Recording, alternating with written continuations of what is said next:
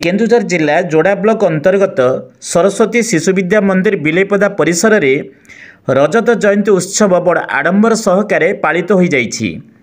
एहाकु बड़बिल संकुल श्रीजुक्त बनबिहारी खंडाई आनुष्ठानिक भाव उद्घाटन करथिबा बेले विद्यालयर प्रधान गुरुमा श्रीमती लीना मल्ल सर्वव्यवस्था प्रमुख भाव में कार्यक्रम को संचालन करथिले।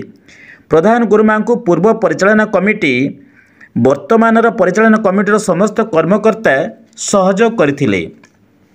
यह व्यतीत पूर्व छात्र शुभेच्छु अभिभावक अभिभाविका तथा विद्यालयर समस्त शिशु भाई भौणी उपस्थित रही कार्यक्रम को सहयोग करथिले। रजत जयंती उत्सव एक नियारा ढंग से पालन होइथिबा देखिबाकू मिलिथिला। गायत्री यज्ञ और कलश यात्रा यार मुख्य आकर्षण थिला। एही समारोह को धूमधाम आयोजन पाई सुंदर व्यवस्था करा जायथिला।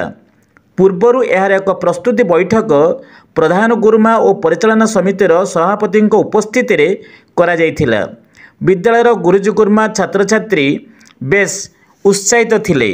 आज पाग मध्य बेस अनुकूल थिबारु कार्यक्रम रे बेस सफलता देखिबाकू मिलिथिला।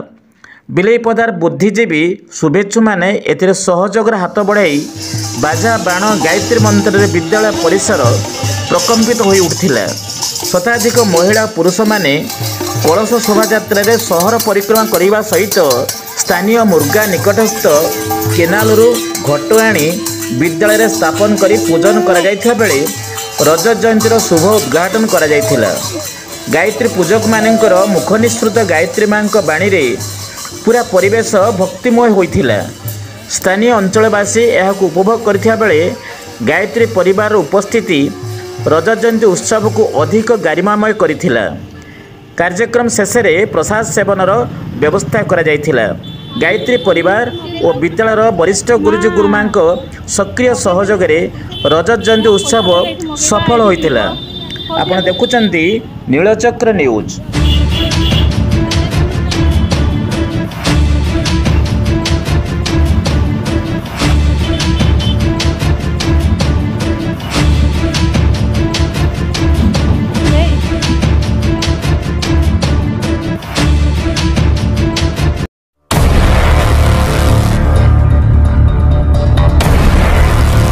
Jagannath media entertainment presents Odia भाषा रे निर्भुल भावरे हिंदी भाषा में news in English Neelchakra news worldwide network.